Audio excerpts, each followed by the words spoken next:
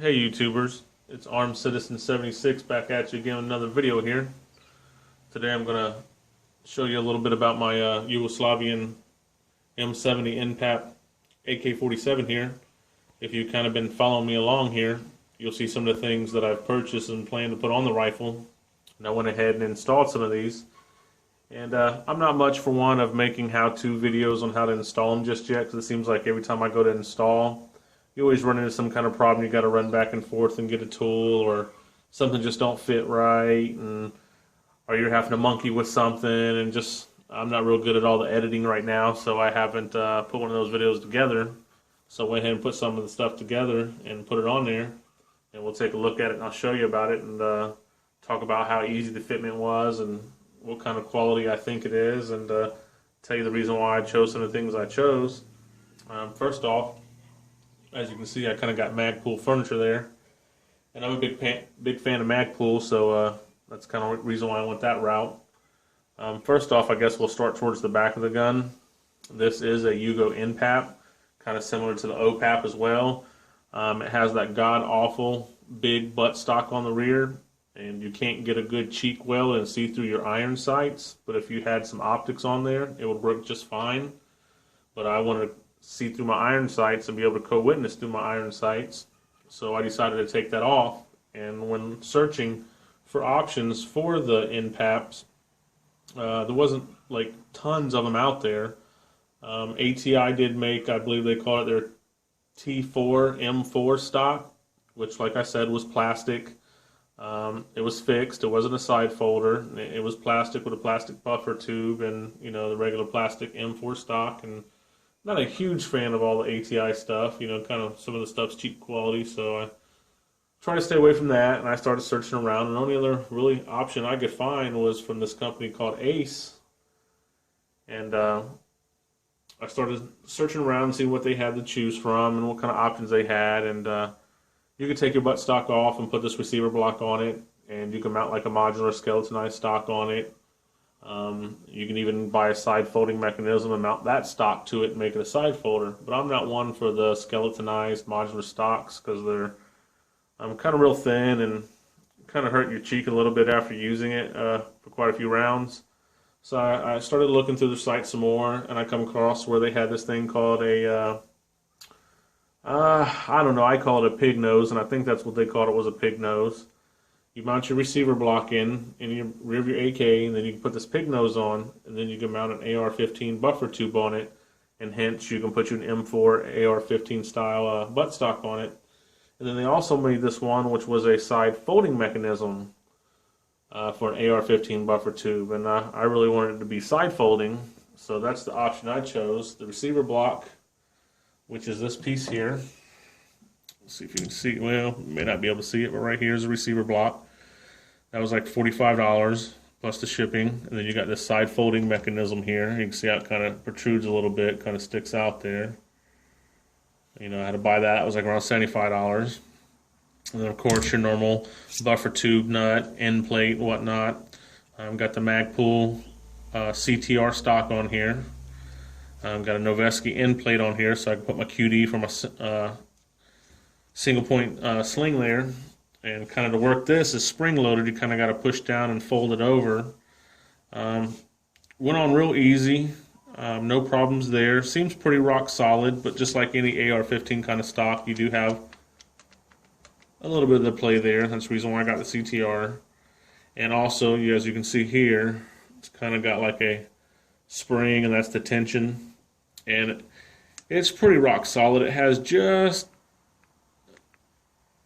a little bit of play in it, but it is mounted rock solid. And to flip it over, all you do is kind of push down on it, which it's still new, so it's a little bit of a bear here, but you kind of just push down. Let me see here. Well, maybe I'll get it to push down. There we go. You get it to push down, and it'll hinge right over there. And to get it back, you just do the same thing. You just kind of push down on it, and it'll fold right over and lock. Like I said, it's pretty pretty nice tight lockup. So there you have that. That's the Ace receiver block with the Ace folding mechanism there. Already kind of get a little scratch on it there from messing with it a lot today. You got the UTG buffer tube, DPMS castle nut, buffer tube nut, and you got the end plate. You got the CTR, and then Magpul offers a Mo Plus and a regular Mo grip for it now, and the Mo Plus is rubberized. That's what I went with. Then you have Magpul has their new AKP mags, so I got that as well. So, and then up front, I was going to go with an AFG because I have an AFG on my AR, which I run a Midwest Industries SS free float 15-inch handguard, and it's real slim. So when you put the AFG on there, you can get a real nice isosceles grip on it and pull it into your shoulder. But here on the AK, the handguard is shaped different and it's a little bit wider. And I thought the AFG, all I'd be able to do is kind of cradle my hand into it and not really hang on. So I decided to go with the real vertical grip. But I had everything kind of mounted back a little bit more. I had the flashlight back just a little bit more. Then I had the real vertical grip back a little bit more. And really wasn't thinking about it at the time when I put it on there. But I had it back kind of so far that when I went to go put a magazine in the gun, you kind of got to tilt the magazine forward to get it into the gun. And it was hitting the real vertical grip. And I wasn't getting it in there. So I had to move the flashlight and that kind of forward. And that's one of the issues and kind of problems I ran into there, but you know, no big deal. So we've got that. We got the grip, the P-Mag. We got the rear vertical grip. Here we're running a Midwest Industries key mod handguard for the Yugos, M70s, NPAPs, OPAPs, and so on. The fitment on that, I'm going to tell you, when I was going to do the video and show you guys how to install it, because it's only like a 10-minute install, if that, or so. Maybe 15 minutes tops. And I was getting familiar with the handguard, and I was kind of laying it on the rifle and trying to see how it was going to fit. And dummy me, when I first put it on the rifle, I forgot to put the gas tube on. And when I was just kind of seeing how it fit and getting familiar with it, so when you don't put the gas tube on, see if I can get this in frame here. If you don't put the gas tube on, you're going to have this big gap, you know, right here. And up here you really can't tell because, you know, the gas tube wasn't on. So I had this big gap here. And whenever I tried to line this handguard up on top of these caps, I was getting a huge gap back here at the receiver. And then when I lined this up, I don't know if you can see or not, with the receiver and butted it up against the receiver real nice and tight, then I'd have this big gap between the end cap. So I was kind of starting to panic, like maybe they sit in the wrong one. It's the right part number, but maybe it was the wrong parts in the box. So I went back and watched a few videos that I could find on YouTube of installing, and I could only find one video of installing a Yugo handguard, and that's one of the reasons why I decided to make one. And all he did was put the bottom on, butt it up against the receiver, put the gas tube on, drop it on, lock it on, and I noticed when he had put the top piece on and put the gas tube on, that gap went away, and I said, well, I got to be doing something wrong. So then I come out here and I put the gas tube on, and I fitted a handguard, and I says, okay, that's what I was doing wrong. So I locked the gun down in the vise, proceeded to do the install. Well, when I put this bottom, because it's two-piece, when I put this bottom handguard on, I butted it up against the receiver, as you know, as tight as it would go and as close as it would go. And I put the little clamp on, locked it all down, put a level on it, made sure everything was level, got it tightened down. And then when I went to go put this top handguard on, as you can see here, there's these two screws that are right above my finger, if you can kind of see them. And those are what you screw the handguard into the bottom piece, which has this bracket inside there. Well, I had this piece butted up against the receiver, and when I went to put the top piece on, the holes wouldn't line up for me to put the top handguard on. And I couldn't pull the handguard back anymore because it was hitting, the end plate for the gas tube, and it just wouldn't come back to line the holes up. So I still have plenty of room up here. As you can see on the Midwest, they give you you end up with a little bit of a gap after you get it put on there. I still have plenty of forward to go forward on the bottom, and I had more room to go forward on the top, but I just couldn't go back on the top. So what I had to do was loosen everything back up, and then I moved my bottom handguard forward a little bit, and then I test fitted the top. What I did is I went ahead and put the top on and tightened it down so it was one piece, and then slid the handguard as far as back as it would go on the receiver, and then I had to take the 2 screws out and pull the top handguard off and then tighten it down. And since this is what I ended up with, as you can see, there's a gap between the bottom handguard and the receiver here, but as well there's still gaps up front in the handguard and the end cap. And that's just kind of the way it goes. When I've been watching other AK builds with the Midwest, you kind of tend to have that little gap there. And even when you go on the website and kind of look at the pictures of their rifles, they show these handguards on there, there's a little bit of a gap, I guess. And I guess that's just because the way the AKs are made and stamped, and you don't know how close they got these end caps on the gas tube and whatnot. So that's kind of how mine ended up. Now, it's a rock solid mount. You can't move it. And I got it all tightened down, like I said, got a little gap here. But, you know, nothing that's real bad, real major. So, all in all, I thought it'd come out pretty good. And then after I got it all installed, I went to go put my cleaning rod in, and the cleaning rod just would not go in. It would slide through the handguard, but when it would get to the receiver, it would slide all the way through, but when it would get to the receiver, it would stop. And I got in there with a flashlight and looked, and it just wasn't enough clearance to go all the way through. Well, here we go again. I take the top handguard off, start taking it apart, taking it off, and inside the bottom, there is a groove, a channel that is cut for the gas tube. And when I went online and looked at some pictures on Google of the Midwest on AKs, some AKs are running a cleaning rod and some are not. But there is a channel in the bottom, so I figured I should be able to use this. So what I decided to do, now this is like the 3rd time I'm putting the thing back on. I went ahead and put my cleaning rod back into the gun before I put the handguard on. Because like I said, the cleaning rod does fit in a groove in the bottom of this handguard. And I got it on and tightened everything down, and everything tightened down, and it's rock solid. Now I will say this, if I want to get this cleaning rod out, it's going to be a pain in the ass. And if I do get it out, I may end up having to take the handguard back off just to get the cleaning rod back in. So for now, I'm just going to leave it in because it's cosmetically, I like the way it looks. So that, and it kind of does serve a little bit of a purpose too of as an anti-rotation device, because now the cleaning rod is sitting inside of a channel that is inside this bottom of this handguard. So being that it's sitting inside that channel, that'll help it from rotating back and forth. And then inside here, there's these 2 little set screws that you put up against your gas block, your gas tube, that kind of prevent it from rotating. But the only thing I wasn't happy about is I wanted that to butt up against the receiver a little bit closer than it did. And like I said, it will. If I loosen it up, I can butt it up against the receiver. But then the holes for the upper handguard, they just don't line up with the bottom. When I pull this handguard, I know I'm going over this kind of twice, but you just can't see too good because it is 2 pieces. But when you push this handguard all the way back and butt it up against the receiver, and you go to put this top plate on, the holes here, they just don't quite line up. And you can get the screws to start to thread in, but you gotta put them in cockeyed, and then they start going in. And then when you start tightening it down, it starts to push this end cap back, and I didn't want that to happen. So I went ahead and, like I said, test fitted it with the handguard on there and pulled it back as far as it would go, touching that.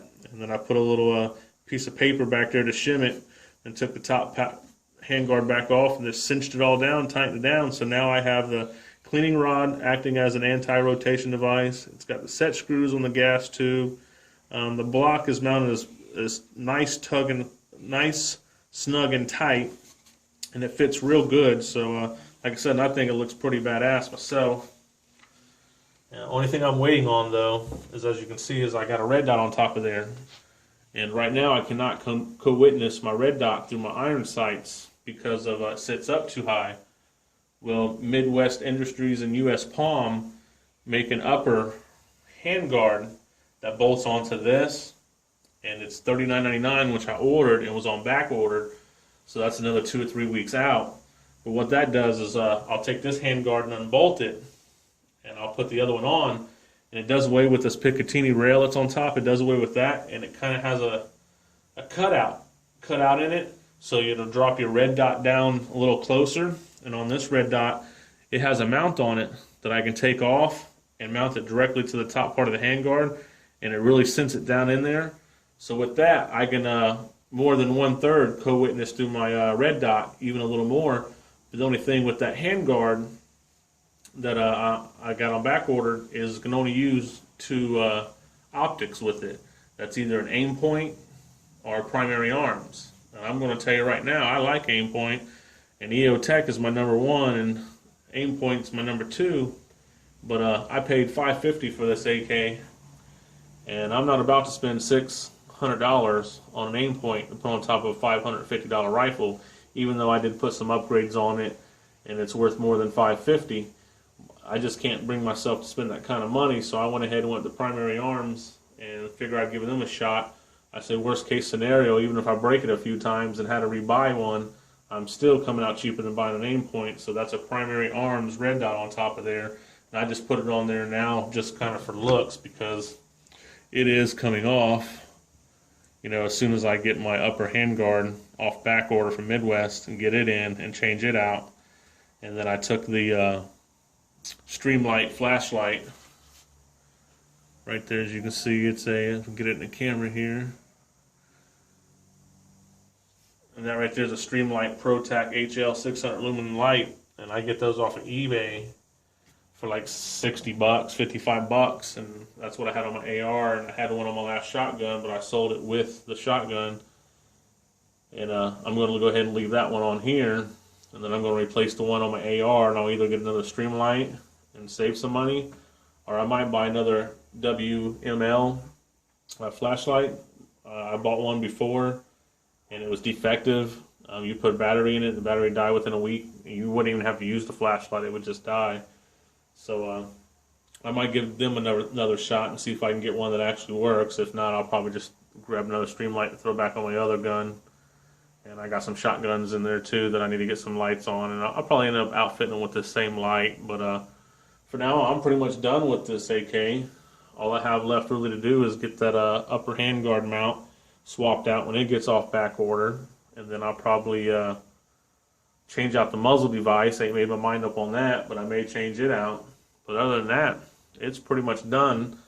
Kind of would like to went OD green, but they didn't offer PMag AK OD green mags. And everything else they offered an OD green, but not that. So that kind of stopped me, but that's all right. Now I got an AK that's black that'll match my Glock that's black.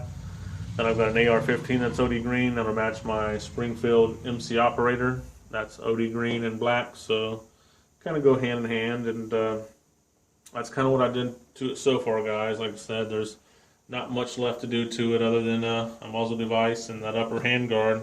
I'm going to go ahead and leave that flashlight and that red dot on there. I've already got a sling for it, and I've got a case for it.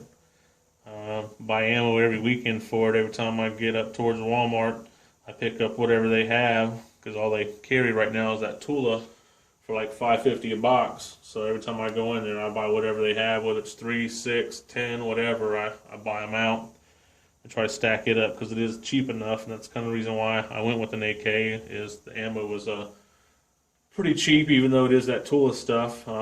Pretty much that's all I would shoot Tula in would be my AK. I wouldn't shoot it in any other firearm that I own, but unless I had to. But there it is, guys. You can leave a comment down below, share, subscribe, like. You know, any thoughts you think about the gun, any things you would have did different. If you have a Midwest Industries rail, kind of leave a comment below on how you like it and how it fit for you. I do like their products. I have it on my AR, like I said, and I really like it. Don't know if I'm a big fan of the key mod or the M-Lock stuff they come out with. I think the SS was just fine, because with the SS you had to take 2 screws to mount your Picatinny on there, and it's the same thing with this. You still got to mess with 2 screws, and there's a couple more pieces on the back to lose. So, but all in all, I think it came out pretty good. Might put an AFG on it and take that rear vertical grip off if it gives me any more problems getting in and out of the magazines. But it's pretty much set up the way I like it. And like I said, guys, comment, like, share, subscribe. Till next time, see ya.